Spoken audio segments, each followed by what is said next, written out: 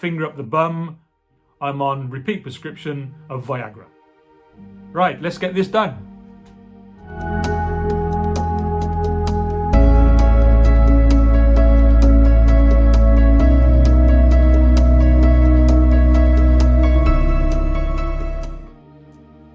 Right, hello. So this is a video that I've been wanting to make for a while. It's going to be quite hard to make for myself. It's a little bit talking personal stuff, but it's really all about my cancer, the treatment, and how I feel.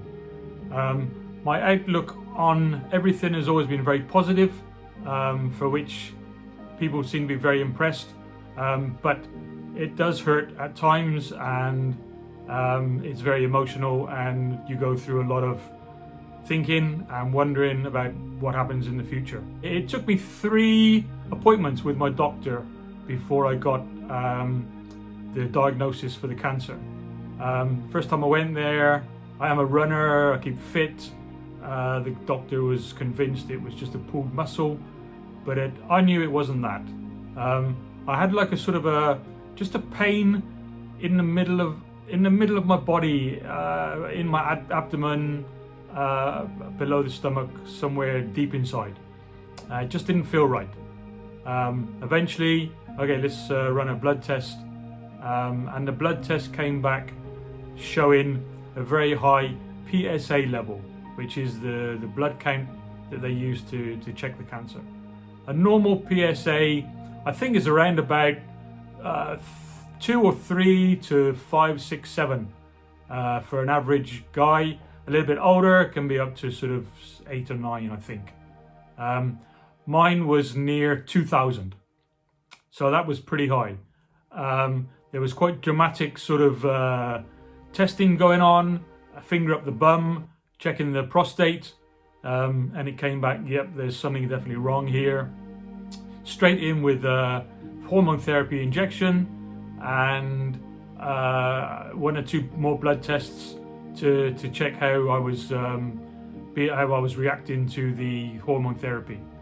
The PSA came down pretty quickly. I think I was down to about 100, and then 50, and then 25, and whatever. It came down, and for quite some time, the PSA leveled off less than 2, which is like really below average. Now this all started about 3 years ago, just over 3 years ago. So I've been dealing with it for quite some time. Well, when I got the first diagnosis, it was pretty tough to take. Came as a bit of a shock. There were some tears, but you just got to get on with it. I was very fortunate to find it at that stage, and the hormone therapy has made an incredible difference. It saved my life, I guess. It's completely controlled the cancer, and my PSA level is pretty much lower than the average guy. So I feel quite fortunate. It's been going very good. I laugh about it, I smile about it, but I like to tell people about it.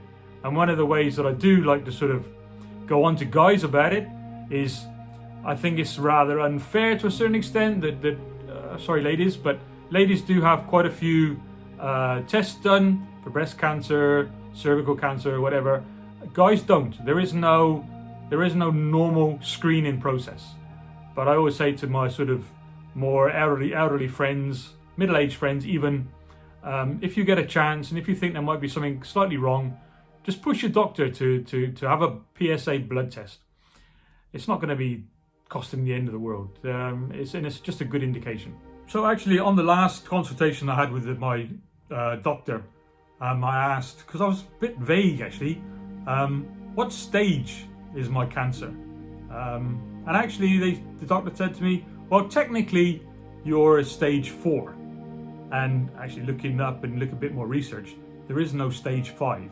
So I know that the cancer's into my bones, but I don't feel any pains or anything. I can go and run, I can go to the gym, get on the rower, get on the bike, it's not a problem. But it's there, I think about it, it's worrying to a certain extent, but it does not define me. I am not a cancer sufferer, I am a cancer patient. I am a traveler.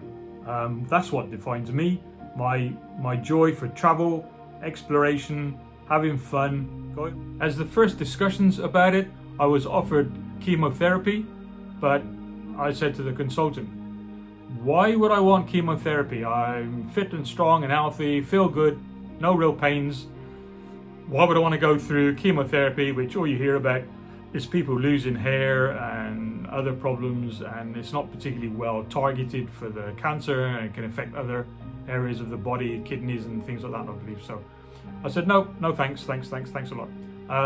We'll see how it goes with the hormone therapy, and if at some stage I need something more, then okay, we'll have another look at it. Right, the hormone therapy treatment, it halts the production of testosterone, that stuff that makes you a man. And by doing that, you do tend to get some women tendencies. And the most prevalent seems to be hot flushes. And I do get some hot flushes once in a while. Normally it's at night time, occasionally of a morning, but it's no great deal. It's okay. You can deal with it. But then I've always sort of said, right, well, if I'm going to be having hot flushes when I retire, why the hell? I might as well live in a hot country, because when I've been away on holiday in hot countries, Thailand, South Africa, Korea, places like that, I don't feel the hot flushes because I'm in a hot environment. So that would be a good excuse in my mind to go and live in a hot country. So that's a plan. But another one of the side effects of the treatment is the old pecker doesn't work so good anymore. It's a well-known side effect, and I joke with all my friends that actually I'm on repeat prescription of Viagra, just to sort of give yourself a boost. Actually, it's not actually Viagra, because most of the people just know Viagra. It's actually Cialis. This is what it is. It comes inside Cialis. I've got a bit of a store now, because there's not much action going on in the UK, but we see again, hopefully, when I get some holidays going. Occasionally I do get what I can only describe as a bout of fatigue and exhaustion. Another side effect. I find that I can just battle through that and just get it. It's more in the head than anything else. It's not the body's still doing okay. But look, everything is good. I'm a fit, healthy, strongish bloke in my 60s, and the attitude is, it ain't going to beat me. I'm going to enjoy the rest of my life. 3 years in, no real problems. Other guys seem to suffer more. When I go in to see my consultant, I sort of bowl in there with a rugby shirt on, a pair of shorts, happy-go-lucky, and you walk into the room and it seems to quite a dire sort of looks on the faces of some of the other people that are there. So all I can say is, and I've said to people, if there's a cancer to catch, then prostate seems to be the easier one to live with. So everything's positive as far as I'm concerned. Look, thank you for following this channel. I hope you will subscribe. I hope it's giving you a good sort of outlook, a little bit more of what I've been sort of doing. But yeah, there was some tears when I first heard about it. It comes as a bit of a shock. I've pretty much had to deal with it on my own, which I'm fine with. I'm not complaining. I pretty much live on my own, dealing with it on a day-to-day basis. It's always in the back of your mind. You're always thinking about it. But I get on and get out there. I've been to the gym this morning. Anyway, thank you for getting all the way through to the end of this video. I hope it's been interesting, informative. If you have any questions, you know where I am. If you know me in the flesh, or comments below, or on my Facebook. Some of you are in contact through that. Anyway, thank you very much. Okay,